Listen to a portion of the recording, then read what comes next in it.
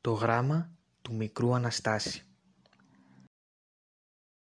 Το κρύο στην Κωνσταντινούπολη, όσο περνούσε η ώρα, γινόταν όλο και πιο δυνατό. Η πολιτεία, κατάλευκη από το χιόνι που ασταμάτητα έπεφτε, παρέμενε σιωπηλή. Μόνο κάποιοι μικροί θεληματάριδες έτρεχαν βιαστικοί να κάνουν πράξη τις εντολές των αφεντικών τους. Τα καταστήματα ήταν ανοιχτά, μα οι πελάτες λιγοστοί ψαχούλευαν για αρκετή ώρα τα εμπορεύματα, καθυστερώντας όσο μπορούσαν. Ήθελε τόλμη να ξαναβγούν έξω στην παγωνιά. Από το μαγαζί με τον καπνό που είχε ο κύριος Ευρυπίδης, ξεπρόβαλε ξάφνου μια παιδική φιγούρα. Κουβαλούσε ένα μεγάλο δέμα. Προορισμός του μια μακρινή συνοικία όπου έπρεπε να το παραδώσει το συντομότερο.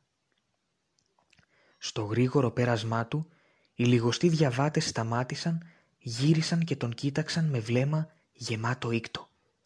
Ούτε ο τελευταίος ζητιάνος δεν πρέπει να ντυνόταν τόσο φτωχικά. Ο μικρός είχε μια εξαθλιωμένη όψη και τα ρούχα του ήταν σε άθλια κατάσταση. Τρίπιο παντελόνι, τρίπιο σακάκι και στα ξεπαγιασμένα πόδια του δύο μακρόστενα αντικείμενα που με μεγάλη δυσκολία θα τα έλεγε κανείς παπούτσια. Τόσο είχαν αλλοιωθεί από την πολλή χρήση και τις τρύπες. Το βλέμμα των περαστικών δεν σταματούσε εκεί. Έφθανε πάνω από το ταλαιπωρημένο κορμί και κατευθυνόταν στα μάτια του μικρού. Μα τι μάτια ήταν αυτά! Έλαμπαν!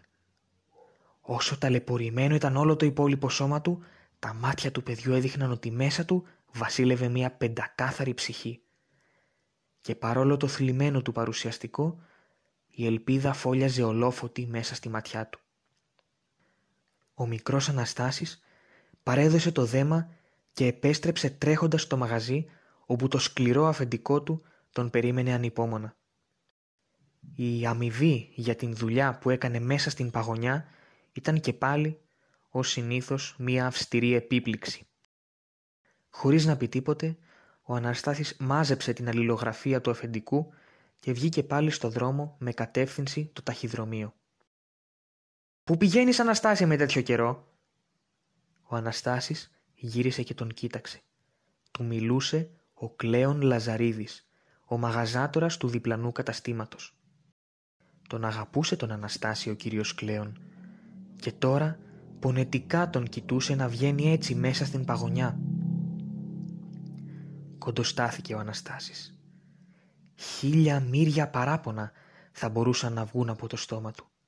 Θα μπορούσε να του πει πως πολλές φορές ζήτησε από το αφεντικό του να του πάρει ρούχα και παπούτσια. Πως το σκληρό αφεντικό του αρνιόταν, λέγοντας ότι δεν είχαν συμφωνήσει κάτι τέτοιο όταν τον πήρε στη δουλειά. Πως όχι μόνο δεν του έδινε ρούχα και παπούτσια, μα ούτε χρήματα, ούτε τίποτε άλλο πέραν από το φαγητό του. Μόνο παρατηρήσεις και κάποιες φορές και χτυπήματα. Πως μένοντας τόσα πολλά χιλιόμετρα μακριά από τους δικούς του, δεν είχε κανέναν για να πει τον πόνο του. Μα δεν είπε τίποτε από όλα αυτά ο Αναστάσης. Είχε μάθει να μην ελπίζει στους ανθρώπους, μα να ελπίζει στο Θεό, τον οποίο τόσο αγαπούσε και λάτρευε. Και τώρα, μέσα στα γράμματα που κρατούσε, είχε και κάτι το οποίο ήταν σίγουρος πως θα του έλυνε όλα του τα προβλήματα.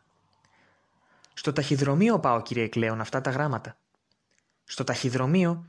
Κι εγώ έχω μια δουλειά στο ταχυδρομείο. Δώσε μου τα γράμματα και θα τα πάω εγώ. Εσύ, παιδί μου, γύρνα στο μαγαζί γιατί θα παγώσεις». «Μα το αφεντικό μου, κύριε, μην ανησυχείς. Πες του ότι θα περάσω εγώ από το μαγαζί μετά». «Σας ευχαριστώ πολύ». Έφυγε πάλι τρέχοντας ο Αναστάσης. Ο κύριος Κλέον τον παρατήρησε με θλίψη και ύστερα, μηχανικά, άρχισε να κοιτά τα γράμματα που του έδωσε ο μικρός. Τότε, ξαφνικά, έμεινε ακίνητος για λίγο από την έκπληξη. Ήψωσε τον τελευταίο φάκελο και τον κοίταξε ξανά και ξανά, μην πιστεύοντας αυτό που έβλεπε. Τα μεγάλα καθαρά γράμματα έγραφαν «Προς Κύριον Ιησούν Χριστόν εις των ουρανών». Ο κύριος Κλέον δεν κατάφερε να συγκρατήσει την περιέργειά του.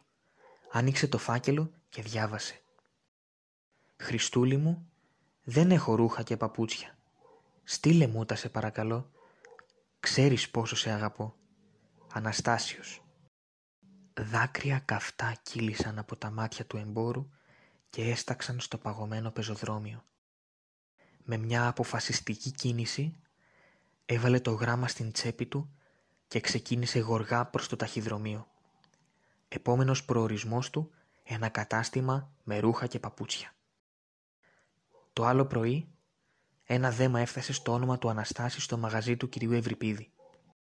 Απ' έξω έγραφε «Ο Χριστός στον Αναστάση» και μέσα είχε ό,τι χρειαζόταν ο μικρός, καινούρια ρούχα και παπούτσια. Η βέβαιη ελπίδα του μικρού Αναστάση στη βοήθεια του Θεού τον έβγαλε από τη δύσκολη περίσταση. Και ο μικρός έπεσε στα γόνατα να ευχαριστήσει τον αγαπημένο του Ιησού Χριστό, στον οποίο θα αφιέρωνε κατόπιν όλη του τη ζωή.